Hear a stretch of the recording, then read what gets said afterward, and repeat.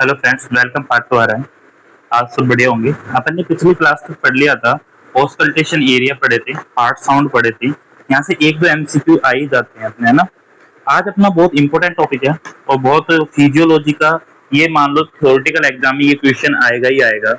इससे रिलेटेड कुछ भी आ सकता है, इसमें शॉर्ट नोट्स भी आ सकता है, 4 नंबर का या 16 नंबर का बड़ा क्वेश्चन भी आ सकता है ना। तो हेडिंग डालो कार्डियक आउटपुट।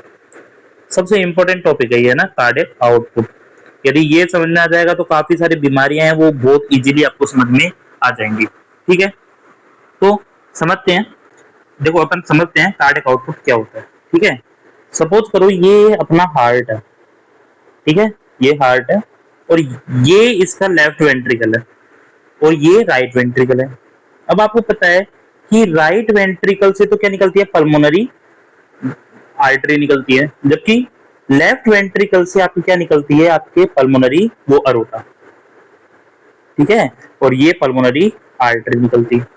ठीक है, अब ये पर मिनट कितना ब्लड ये बाहर निकालते हैं वेंट्रिकल, है ना। 1 मिनट में कितना ब्लड वेंट्रिकल से बाहर निकलता है उसको अपन क्या बोलते हैं, कार्डियक आउटपुट। अब देखो, जो ये ब्लड निकल रहा है ये पूरा बॉडी में जा रहा है ना। ठीक है, पल्मोनरी आर्टरी से निकल रहा है वो लंग्स में जा रहा है, लंग्स का ब्लड लेफ्ट एट्रियम में आ रहा है, लेफ्ट एट्रियम से लेफ्ट वेंट्रिकल में आके पूरा ब्लड आपके कहां जा रहा है, बॉडी में जा रहा है। तो पर मिनट बॉडी को कितना ब्लड सप्लाई हो रहा है उसको अपन क्या बोलते हैं, कार्डियक आउटपुट बोलते हैं। ठीक है, तो कार्डियक आउटपुट की अपन डेफिनेशन लिखना चाहें तो क्या डेफिनेशन हो जाएगी, amount of blood ejected ejected from ventricle पर मिनट। कि 1 मिनट में कितना ब्लड है जो वेंट्रिकल से निकल रहा है उसको अपन क्या बोलते हैं, कार्डियक आउटपुट। ईच वेंट्रिकल से, दोनों वेंट्रिकल का टोटल नहीं, ईच वेंट्रिकल से, कि भाई राइट वेंट्रिकल से कितना निकल रहा है और लेफ्ट वेंट्रिकल से कितना निकल रहा है। लेकिन इंटरेस्टिंग बात है कि जितना राइट वेंट्रिकल से पर मिनट कार्डियक आउटपुट निकलता है उतना ही राइट अरोटा से निकलता है, तो लेफ्ट वेंट्रिकल से निकलता है। भाई जितना ब्लड मान लो यहाँ से 100 ml निकला तो यहाँ भी तो 100 ml ही आता है घूम फिर के, और फिर यहाँ से निकलता भी 100 ml ही। ठीक है, तो ईच वेंट्रिकल से, चाहे वो राइट वेंट्रिकल हो चाहे वो लेफ्ट वेंट्रिकल हो, दोनों से कितना ब्लड निकल रहा है पर मिनट, 1 मिनट के अंदर, उसको अपन क्या बोलते हैं, कार्डियक आउटपुट बोलते हैं। और दोनों क्या होते हैं, सेम होते हैं। ठीक है, cardiac output of both ventricle, दोनों वेंट्रिकल का कार्डियक आउटपुट है वो क्या होगा, सेम होता है, आर सेम, है ना। दोनों वेंट्रिकल का कार्डियक आउटपुट क्या होगा, सेम होने वाला है। समझ में आ गया। अब इसके बाद में अपन कैलकुलेशन करेंगे कितना होता है कार्डियक आउटपुट पर मिनट, कितना ब्लड निकलता है, वो सब अपन कैलकुलेट करेंगे। लेकिन इजीली आप समझ जाओ कि 1 मिनट के अंदर इन वेंट्रिकल से या हार्ट से कितना ब्लड बाहर निकलता है उसको अपन क्या बोलते हैं, कार्डियक आउटपुट बोलते हैं। ठीक है, अब कार्डियक आउटपुट के बाद, कार्डियक आउटपुट को पूरा समझाए उससे पहले एक टर्म और समझानी पड़ेगी आपको, उसका नाम है स्ट्रोक वॉल्यूम। क्या है, स्ट्रोक वॉल्यूम। तो अपन देखते हैं स्ट्रोक वॉल्यूम क्या होता है, इसको समझो आप। ठीक है, शॉर्ट में इसको बोलते हैं एसवी। ठीक है, ये भी वही बात समझो, ये आपका हार्ट है। ठीक है, और ये लेफ्ट वेंट्रिकल है, ये राइट वेंट्रिकल है, और ये आपका ये वेंट्रिकल हो गया। ठीक है, अब आपको पता है कि यहां से क्या निकल रहा होगा, एक अरोटा निकल रहा होगा, यहां से पल्मोनरी आर्टरी निकल रही है। ठीक है, यहां से अरोटा निकल रहा है। अब इन अरोटा में पर मिनट जितना ब्लड वेंट्रिकल से निकल रहा है उसको तो अपन ने क्या बोला, कार्डियक आउटपुट बोला, जो पर मिनट निकल रहा है। लेकिन पर बीट जितना ब्लड निकल रहा है, पर बीट, एक बार जब वेंट्रिकल वो होता है, सिस्टोल होता है, तो उस सिस्टोल पे कितना ब्लड निकला उसको अपन बोलते हैं स्ट्रोक वॉल्यूम। ठीक है, एक बीट पे जितना ब्लड निकलता है उसको तो बोलते हैं स्ट्रोक वॉल्यूम, और पर मिनट जितना ब्लड निकलता है उसको अपन क्या बोलते हैं, कार्डियक आउटपुट। तो इसको भी लिख सकते हैं, amount of blood ejected by या फ्रॉम, या इजेक्टेड फ्रॉम लिख लो, ejected from each ventricle by per beat. ठीक है, एक बीट पे कितना ब्लड निकलता है उसको अपन क्या बोलते हैं, स्ट्रोक वॉल्यूम बोलते हैं। अब नॉर्मल वैल्यू क्या होती है स्ट्रोक वॉल्यूम की? अपन यदि नॉर्मल वैल्यू देखते हैं तो स्ट्रोक वॉल्यूम की नॉर्मल वैल्यू होती है, वो होती है 70 ml। ठीक है, कितनी होती है? 70 ml होती है। मतलब कि एक बीट होती है ना जब आपके 70 ml ब्लड निकलता है। आप याद करो जब मैं आपको शो में बता रहा था कि राइट एट्रियम का ब्लड कैपेसिटी कितना होता है? 40 से 60 ml। ठीक है, तो लगभग 60 ml ब्लड है वो इस राइट एट्रियम में आता है। अपन आइडियल मान लेते हैं वो 60 ml राइट वेंट्रिकल में आता है।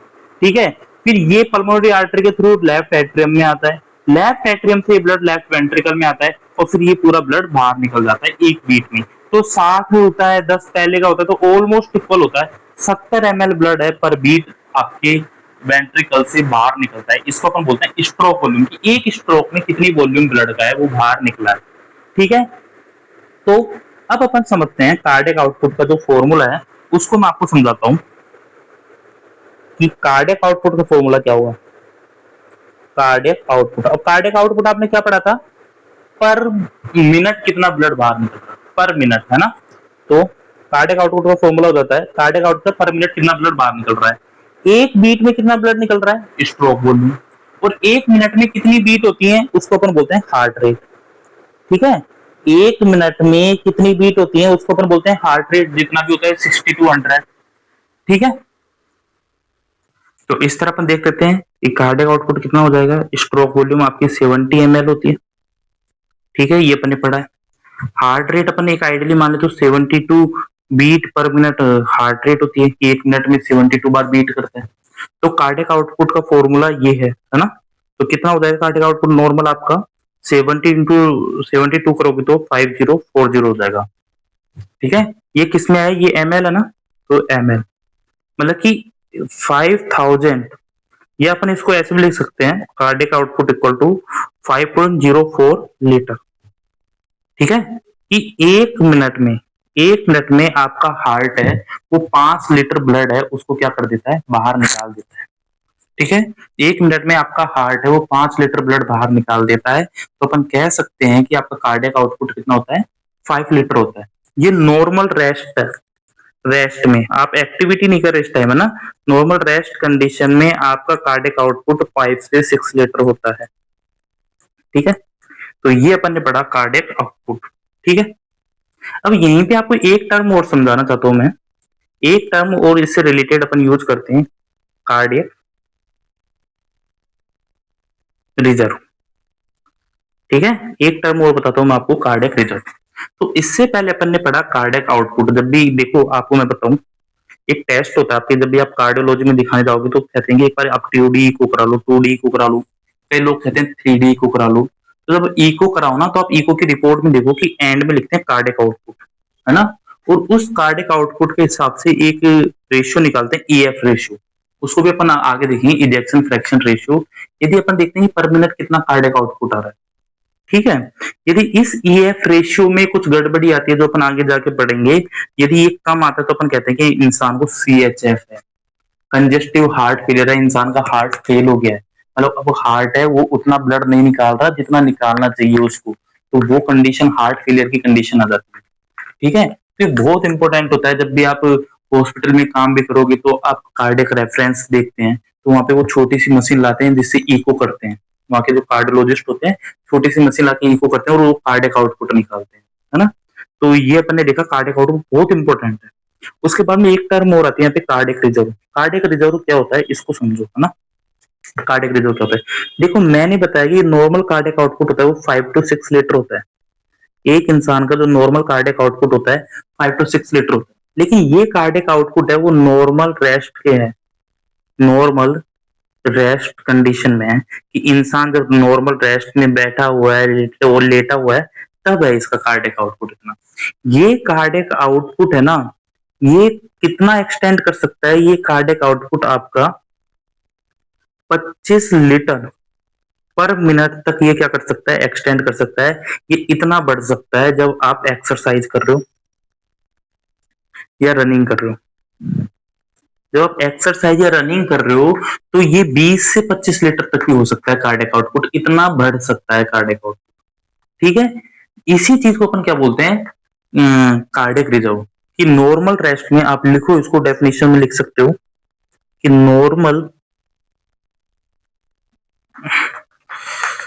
Normal cardiac output during rest is about 5 to 6 litre per minute. ठीक है, but but cardiac output increase up to 25 litre per minute during exercise and running. ठीक है, इसी कंडीशन को अपन क्या बोलते हैं? Cardiac reserve. इसी कंडीशन को अपन क्या बोलते हैं? Cardiac reserve. और आपको मैंने जो शुरू में, जब आपको मैंने अपने चैप्टर स्टार्ट करता एनाटॉमी स्टार्ट करी थी, उस टाइम में मैंने आपको एक एजिंग में बताया था कि एजिंग में ऑर्गन की रिजर्व कैपेसिटी कम हो जाती है। जैसे एज बढ़ती जाती है तो वहां भी रिजर्व कैपेसिटी कम हो जाती है। पहली या दूसरी क्लास में देखना, तब भी मैंने आपको ये रिजर्व ऑर्गन रिजर्व समझाया था कि एक्सरसाइज के ड्यूरिंग अपनी जो ऑर्गन की काम करने की कैपेसिटी होती है वो बढ़ जाती है। इस कंडीशन को अपन क्या बोलते हैं? रिजर्व कैपेसिटी बोलते हैं। ठीक है, तो ये और बताया जाता है कि मैं सिंपल सा समझाया कि नॉर्मल कितना होता है इंसान का, नॉर्मल कार्डियक आउटपुट कितना है? 5 to 6 लीटर। लेकिन जब वो एक्सरसाइज कर रहा है तो यही कार्डियक आउटपुट कितना हो जाएगा? 25 लीटर पर मिनट हो जाएगा। ये नॉर्मल इंसान में। यदि अपन एथलीट्स की बात करें तो 35 लीटर पर मिनट भी हो सकता है। किसमें? एथलीट्स में। ठीक है, तो कितना बढ़ जाता है? ये 5 गुना बढ़ जाता है। 5 टाइम्स ये क्या हो जाता है? बढ़ता है। या अपन कह सकते हैं 4 टाइम्स बढ़ता है। ठीक है, देखो होता 5 गुना है लेकिन बढ़ा कितना है? 4 गुना है। बढ़ा 4 गुना है। ये अपन कह सकते हैं 300 से 400% इंक्रीजमेंट है। इंक्रीमेंट की बात करें, यदि कोई चीज 100 से 500 होती है तो 5 गुना तो ज्यादा हुई है। 5 गुना ज्यादा है, लेकिन बढ़ी कितनी है? तो बढ़ा तो 400 है ना। बढ़ा तो 400 है, मतलब कि 400% बढ़ा हुआ है। इसी तरह यहाँ पे बढ़ा तो 5 गुना गया है, लेकिन बढ़ा 4 गुना है। ठीक है, 4 गुना बढ़ा है, और मतलब कि 300 से 400% इसमें क्या हुआ है? इंक्रीमेंट हुआ है। ठीक है, तो इसको अपन क्या बोलते हैं कि जो रेस्ट के जो एक्सरसाइज के दौरान इतने तक बढ़ सकता है, इसको अपन क्या बोलते हैं? कार्डियक रिजर्व बोलते हैं। ठीक है, अब सुनो, जो आपके बहुत इंपॉर्टेंट यूनिवर्सिटी में क्वेश्चन आता है वो ये आता है कि फैक्टर अफेक्टिंग कार्डियक आउटपुट। ऐसे कौन कौन से फैक्टर हैं जो कार्डियक आउटपुट को इफेक्ट करते हैं? तो हेडिंग डालो, फैक्टर अफेक्ट, सॉरी अफेक्ट अलग चीज होता है, इफेक्ट होगा। Cardiac effect, factor effect cardiac output. ये कार्डियक आउटपुट को कौन कौन से फैक्टर हैं जो इफेक्ट करते हैं, उसमें अपन वन बाय वन करके देखते हैं। लेकिन मेन 3 फैक्टर हैं जो कार्डियक आउटपुट को इफेक्ट करते हैं। मेनली कितने हैं? 3 फैक्टर है जो कार्डियक आउटपुट को इफेक्ट करते हैं। ठीक है, 3 फैक्टर कौन कौन से हैं? 3 फैक्टर हैं जो कार्डियक आउटपुट को इफेक्ट करते हैं। सिंपल सा समझा देता हूं मैं। 3 फैक्टर, अब कौन कौन सा है 3 फैक्टर? एक तो स्ट्रोक वॉल्यूम, जो अपन ने फॉर्मूले में पढ़ा। भाई कार्डियक आउटपुट का अपन ने फॉर्मूला पढ़ा था, cardiac output stroke volume into heart rate. तो दो तो ये हो गए, एक तो हार्ट रेट, एक स्ट्रोक वॉल्यूम। तो स्ट्रोक वॉल्यूम हो गया और एक हार्ट रेट हो गया। दो तो यही हो गए सिंपल। और एक होता है आपका वीनस रिटर्न। अभी क्या क्या होता है इनको अपन समझते हैं वन बाय वन करके। एक तो स्ट्रोक वॉल्यूम इफेक्ट करता है, बिल्कुल ऐसे लिखना है जैसे मैं बता रहा हूँ कि फैक्टर अफेक्टिंग कार्डियक आउटपुट। तो 3 फैक्टर होते हैं जो कार्डियक आउटपुट को इफेक्ट करते हैं। स्ट्रोक वॉल्यूम करता है, हार्ट रेट करता है, एंड आपका वीनस रिटर्न करता है। अब तीनों को अपन वन बाय वन करके देखते हैं कि क्या क्या होते हैं तीनों। ठीक है, सबसे पहले लिखो स्ट्रोक वॉल्यूम। स्ट्रोक वॉल्यूम क्या होती है ये तो मैंने आपको समझा ही दिया कि blood ejected from the ventricles पर बीट, है ना। क्या डेफिनेशन है? Amount of ejected blood from ventricle. ठीक है, पर बीट, एक बीट में कितना ब्लड वेंट्रिकल से निकल रहा है, उसको अपन ने क्या बोला, स्ट्रोक वॉल्यूम बताया, जो नॉर्मल रेस्ट कंडीशन में कितना होता है, 70 ml। अब आप इस चीज को समझना बहुत अच्छे से। अब अपन ये देखेंगे कौन कौन से फैक्टर हैं जो स्ट्रोक वॉल्यूम को इफेक्ट करते हैं, कौन कौन से फैक्टर हैं जो स्ट्रोक वॉल्यूम को इफेक्ट करते हैं, उनको देखते हैं अपना ना। Factor effect stroke volume, stroke volume को भी कौन कौन से फैक्टर जो इफेक्ट करते हैं उनको देखते हैं, है ना। और बहुत सिंपल ट्रिक है इसकी, है ना, ये भी मैं आपको बताऊंगा, बहुत सिंपल ट्रिक है। पहले आप एक बार और समझ लेते हैं स्ट्रोक वॉल्यूम क्या होता है। ये यदि आपका हार्ट है और ये लेफ्ट वेंट्रिकल है, ये राइट वेंट्रिकल है, तो लेफ्ट वेंट्रिकल या राइट वेंट्रिकल से पर बीट कितना ब्लड बाहर निकल रहा है, पर बीट कितना ब्लड बाहर निकल रहा है, उसको अपन क्या बोलते हैं, स्ट्रोक वॉल्यूम बोलते हैं। ठीक है, अब आप समझो जितना ब्लड बाहर निकलेगा उतना ही इंसान का बीपी ज्यादा होगा, उतना इंसान का बीपी अच्छा रहेगा, ज्यादा नहीं बोलेंगे, उतना ही अच्छा रहेगा बीपी, मतलब प्रॉपर परफ्यूजन होगा, हर सेल या हर टिश्यू तक ब्लड पहुंच पाएगा। यदि कार्डियक आउटपुट ही कम हो गया या स्ट्रोक वॉल्यूम ही कम हो गया, ब्लड ही कम जा रहा है, तो हर ऑर्गन तक आपका ब्लड नहीं पहुंच पाएगा, मतलब उसको बोलेंगे पुअर परफ्यूजन हुआ है आपके, है ना। तो कौन कौन से फैक्टर है जो स्ट्रोक वॉल्यूम को इफेक्ट करते हैं, बहुत अच्छा इसका निमोनिक है, बहुत अच्छा निमोनिक है, PAC।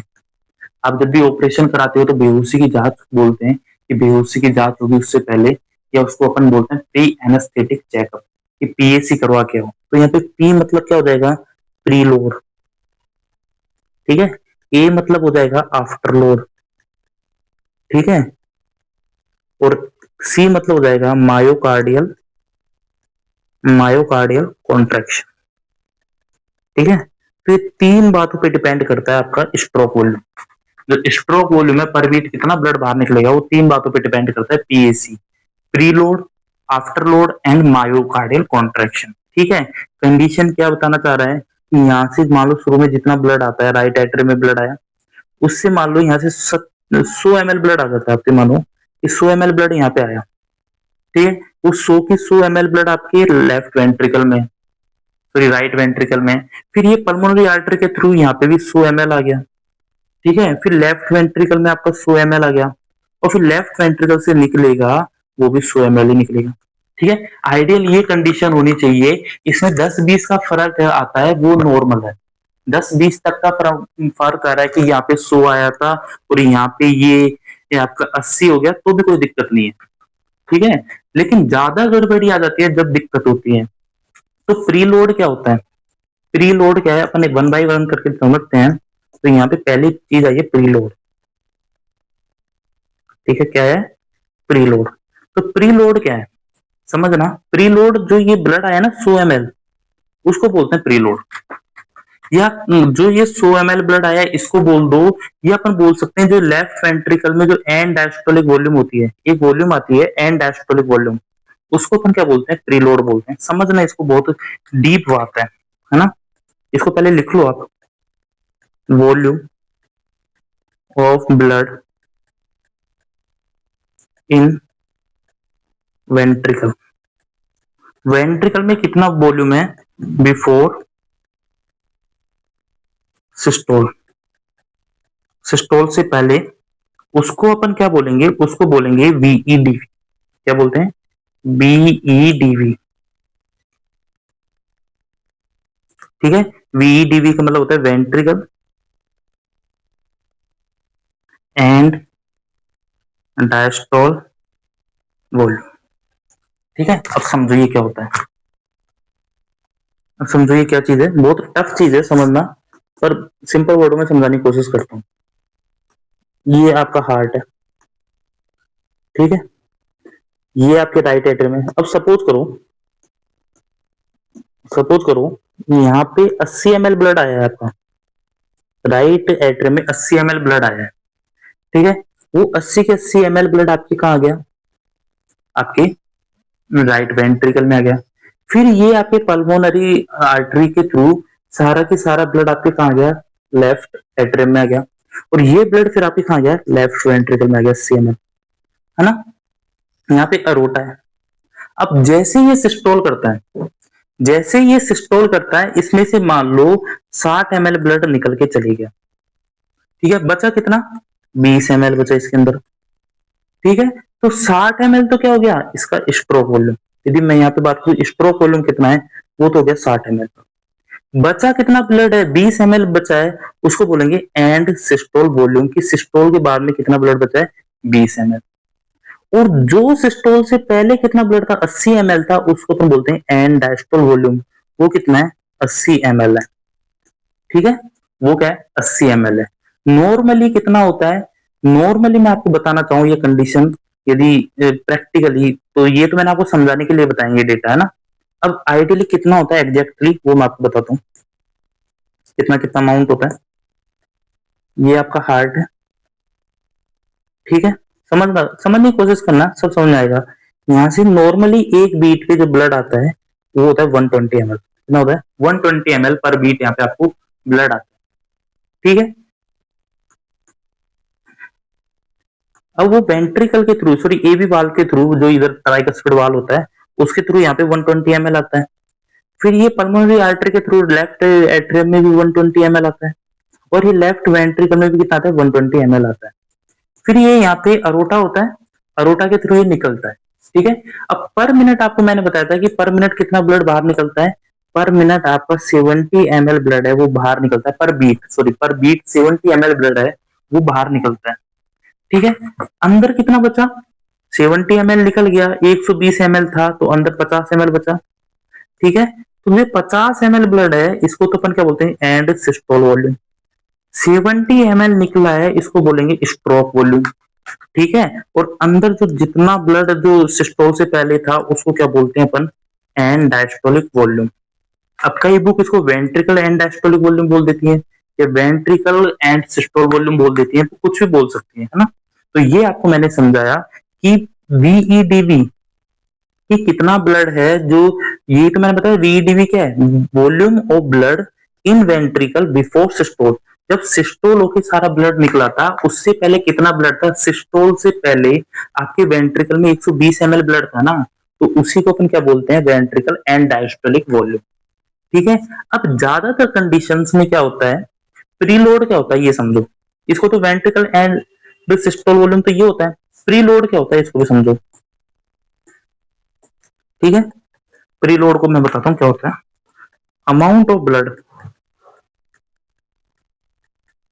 Amount of blood receive in right atrium. ठीक है, पर बीट, एक बीट में राइट एट्रियम में कितना ब्लड आता है उसको अपन क्या बोलते हैं, उसको नॉन एज, उसको अपन बोलते हैं प्रीलोड बोलते हैं, या तो आप उसको प्रीलोड बोल दो, या उसको अपन बोलते हैं वीनस रिटर्न। ठीक है, ये दोनों कुछ भी बोल सकते हैं, तो वीनस रिटर्न बोल दो कि राइट एट्रियम में जो 120 ml ब्लड आ रहा है ना, इसको अपन या तो क्या बोलेंगे प्रीलोड बोलेंगे, या इसको अपन क्या बोलते हैं वीनस रिटर्न बोलते हैं।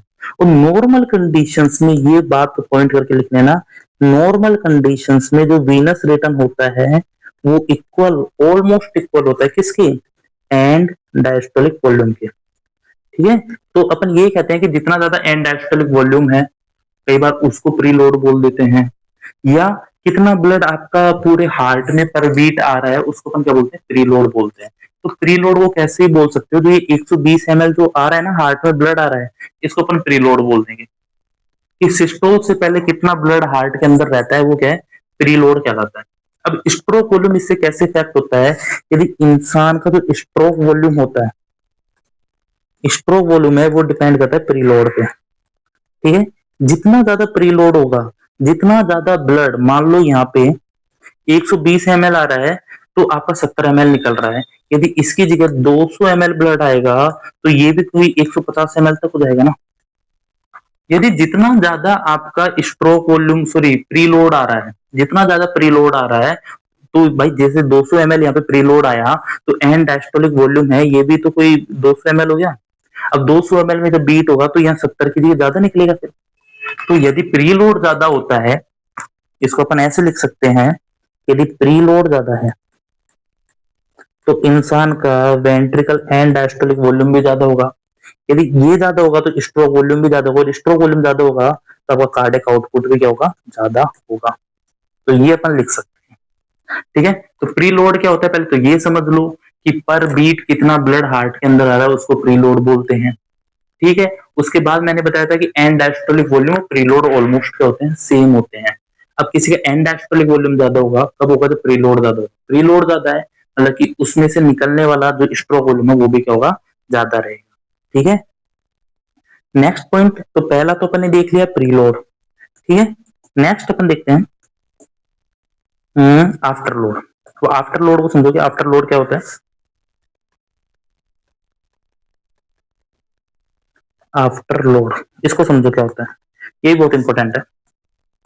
समझो आफ्टर लोड क्या होता है, इसके लिए भी वही आपको समझाना पड़ेगा पूरा हार्ट की कहानी। ठीक है, समझो, ये सपोज आपका हार्ट है, ठीक है, और ये इसमें से निकल रहा है अरोटा। ठीक है, नॉर्मली क्या होता है, ये इसको यहाँ से 70 ml ब्लड पर बीट पे निकालना होता है। ठीक है, नॉर्मल कंडीशन में। अब मान लो खुदा ना खास्ता किसी चीज पे क्या होता है, यहाँ पे है और कोई ब्रेकर आ गया या इसमें कोई दिक्कत है, ठीक है, यहाँ इसमें कोई दिक्कत आ गई, तो अब इसको ब्लड को बाहर निकालने के लिए ज्यादा जोर लगाना पड़ेगा वेंट्रिकल को। ठीक है, ज्यादा प्रेशर लगाना पड़ेगा वेंट्रिकल को। यदि यहाँ पे नॉर्मल रहता, ऐसा कुछ नहीं होता, ये ऐसा कोई ब्रेकर नहीं होता, तो नॉर्मल प्रेशर पे ये ब्लड बाहर निकाल सकता था, हार्ट नॉर्मल पंप करके ब्लड को बाहर निकाल सकता था। लेकिन यदि यहाँ पे कोई प्रेशर ज्यादा है, यदि अरोटा में कोई दिक्कत है, यदि यहाँ के वाल्व सही तरह नहीं खुल रहे, तो वेंट्रिकल को ज्यादा प्रेशर लगाना पड़ेगा ना। ठीक है, उसी को बोलते हैं आफ्टर लोड। इसको अपन डिफाइन ऐसे कर सकते हैं, after load is pressure, after load is pressure that the heart must work against to pump blood into circulation। कि सर्कुलेशन में ब्लड को निकालने के लिए या इजेक्ट करने के लिए हार्ट को कितना ब्लड लगाना, कितना प्रेशर लगाना पड़ रहा है, उसको क्या बोलते हैं, आफ्टर लोड बोलते हैं। यदि मैं बता रहा हूँ नॉर्मल कंडीशन है किसी हार्ट की, यदि कोई हार्ट नॉर्मल है और यहाँ से उसका अरोटा निकल रहा है और अरोटा में कोई दिक्कत नहीं है, तो नॉर्मल जितना उसका आफ्टर लोड होता है, नॉर्मल प्रेशर होता है, उससे वो निकाल सकता है। आपको ये नॉर्मल कोई दिक्कत नहीं है, ये कार्डियक आउटपुट आपका नॉर्मल रहेगा। लेकिन मान लो किसी पेशेंट की हाइपरटेंशन है, किसी पेशेंट को हाइपरटेंशन है, बीपी बढ़ा हुआ है, तो अब यहाँ पे तो पहले प्रेशर ज्यादा है, बीपी बढ़ा हुआ है, इसका मतलब कि इसका प्रेशर नॉर्मल 120/80 रहता है। ठीक है, यदि आपके वेंट्रिकल का प्रेशर मान लो 140 हो गया, तो आसानी से यहाँ पे ब्लड भेज देता है। लेकिन मान लो किसी इंसान का ये प्रेशर ही 180 है, उसका बीपी बढ़ा हुआ है, प्रेशर ही उसका अरोटा का 180 है, तो हार्ट के वेंट्रिकल को भी ये प्रेशर लगभग 200 तक लेके जाना पड़ेगा ना। ठीक है, हार्ट अरोटा में ब्लड भेजने के लिए, अरोटा में ब्लड कब जाएगा, जब वेंट्रिकल का प्रेशर ज्यादा होगा अरोटा से, जब भी ब्लड जा सकता है। मान लो अरोटा का नॉर्मल प्रेशर 120 रहता है, नॉर्मल अरोटा का प्रेशर 120 रहता है, तो आपका वेंट्रिकल 140 तक जाके आपको हार्ट में पंप कर सकता है ब्लड। ठीक है, लेकिन यदि किसी इंसान को हाइपर टेंशन है, बीपी है, उसका बीपी बढ़ा रहता है, इंसान का बीपी मान लो 180 है, ठीक है, इंसान का बीपी 180 है, तो अब आपके वेंट्रिकल को फोर्स ज्यादा लगाना पड़ेगा, उसको अपना बीपी कोई 200 तक लेके जाना पड़ेगा। ठीक है, इस चीज को बोलते हैं आफ्टर लोड। तो आफ्टर लोड का एक रीजन तो हाइपर टेंशन, सबसे मेन रीजन कोई पूछे कि आफ्टर लोड सबसे ज्यादा किस में बढ़ता है, तो हाइपर टेंशन में। ठीक है, दूसरा होता है aortic valve condition, aortic stenosis बोल दो या एरोटिक वाल्व डिसऑर्डर। मान लो किसी इंसान को कि यहाँ पे जो वाल्व है ये खराब है, यदि यहाँ का जो वाल्व है ये खराब है, एरोटिक वाल्व खराब है, तो भी आपकी वेंट्रिकल को ज्यादा जोर लगाना पड़ रहा है ना।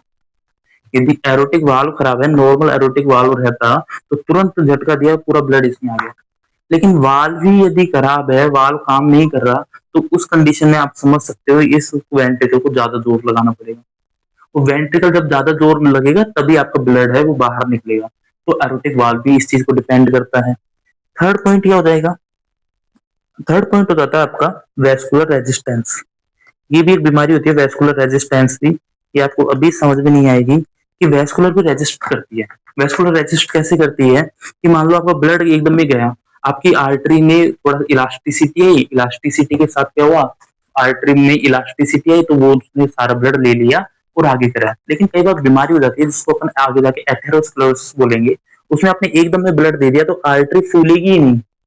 आर्टरी जब फूलेगी नहीं, आर्टरी में ब्लड आ गया लेकिन आर्टरी फूल के वो पूरा ब्लड ले ही नहीं सकती, ठीक है, तो उतना ब्लड नहीं आ पाएगा। मान लो किसी बैलून में आप पानी भर रहे हो तो बैलून फूल जाता है, उसमें आप कितना ही पानी भर सकते हो, लेकिन कुछ बैलून ऐसा हो गया कि फूलेगा ही नहीं, तो उसमें आप पूरा पानी नहीं भर सकते, ठीक है। तो वो कंडीशन भी इसमें कई बार हो जाती है कि वेस्कुलर रेजिस्टेंस हो जाता है, तो उस कंडीशन में भी आपका आफ्टर लोड बढ़ता है।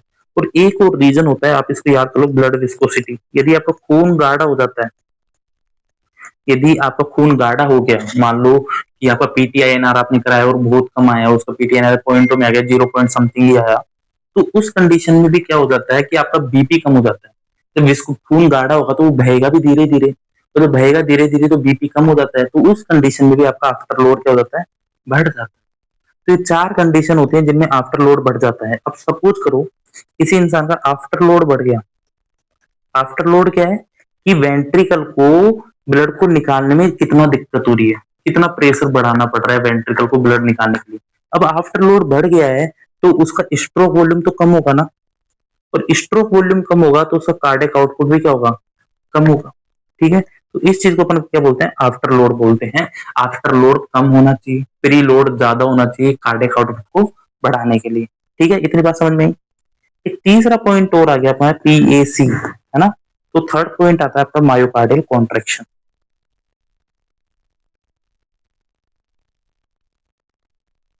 थर्ड पॉइंट आता है मायोकार्डियल कार्डियल कॉन्ट्रैक्शन, ठीक है। ये तो आप बिल्कुल सिंपल समझ सकते हो, सिंपल है। क्या है, ये आपका हार्ट है और यहाँ पे अरोटा है। ये मायोकार्डियम है, जो लेफ्ट वेंट्रिकल की जो मसल्स है मायोकार्डियम है, वो क्या करती है, कॉन्ट्रैक्ट करती है और ब्लड को बाहर करती है। अब मान लो यदि यहाँ की मसल्स ही कमजोर हो जाती हैं, यहाँ की मसल्स ही कमजोर हो गई, तो क्या पूरा ब्लड बाहर निकल पाएगा, क्या कॉन्ट्रैक्शन ही नहीं हो पाएगा। मसल्स कमजोर है, कॉन्ट्रैक्शन कम हो गया, कॉन्ट्रैक्शन कम हो गया तो स्ट्रोक वॉल्यूम अपने आप कम होगी। तो ये भी अपन कह सकते हैं कि लीड टू, देखो मायोकार्डियल कॉन्ट्रैक्शन है, उसकी नीड होती है किसके लिए, नीड, ये इसको ऐसे लिख सकते हो, मैं कैसे लिखूं इसको, कि कोई भी कार्डियक आउटपुट होता है, स्ट्रोक वॉल्यूम होता है, उसके लिए आपको मायोकार्डियम कॉन्ट्रैक्शन की जरूरत होती है। मतलब लिख सकते हैं lead to pump out stroke volume. Stroke volume को बाहर निकालने के लिए मायोकार्डियम कॉन्ट्रैक्शन की जरूरत होती है। If myocardial contraction are weak, यदि ये कमजोर हो जाते हैं तो देन स्ट्रोक वॉल्यूम है वो भी क्या हो जाएगी, कम हो जाएगी, ठीक है। और जब स्ट्रोक वॉल्यूम, मान लो आपकी यहाँ की मसल्स ही कमजोर हो गई हैं, मायोकार्डियम की मसल्स ही कमजोर हो गई है, तो वो पंप ही नहीं कर पाएगा, ब्लड को पंप नहीं कर पाएगा, तो ये स्ट्रोक वॉल्यूम क्या हो जाएगी, कम हो जाएगी। और स्ट्रोक वॉल्यूम कम हो जाएगी, उस कंडीशन को अपन हार्ट फेलियर बोलते हैं, है ना। मतलब inadequate adequate supply to supply of blood to body, है ना। और इस कंडीशन को अपन बोलते हैं कंजेस्टिव हार्ट फेलियर। जितना आपका कार्डियक आउटपुट आपकी बॉडी में नहीं पहुंच पाएगा, ठीक है, जितना आपकी बॉडी को डिमांड है, मान लो 5 लीटर ब्लड की पर मिनट आपकी बॉडी को डिमांड है, उतना आपकी मसल से कमजोर हो गई, हार्ट पंप ही नहीं कर पा रहा उतना ब्लड, तो उस कंडीशन को अपन हार्ट फेलियर बोलते हैं। तो ये 3 चीज डिपेंड करती हैं आपका स्ट्रोक वॉल्यूम को, ये 3 चीज डिपेंड करते हैं स्ट्रोक वॉल्यूम पे। कौन कौन सी, पीएसी, पी मतलब प्रीलोड, ए मतलब हो जाएगा आपका आफ्टर लोड, एंड सी मतलब हो जाएगा आपका मसल्स मायोकार्डियल कॉन्ट्रैक्शन, ठीक है। यदि ये 3 चीज ही वीक हो गई तो आपका स्ट्रोक वॉल्यूम कम हो जाएगा, स्ट्रोक वॉल्यूम कम हो गया तो आपका कार्डियक आउटपुट कम हो जाएगा। होती क्या है ये मैंने आपको 1 बाय 1 करके समझा दिया है। ओके, आज की क्लास में इतना ही। नेक्स्ट क्लास में अपन देखेंगे कि हार्ट रेट को कौन कौन से फैक्टर डिपेंड कर रहे हैं, ठीक है, इसको अपन देखेंगे, ठीक है। दूसरा अपन वीनस रिटर्न को देखेंगे। ओके।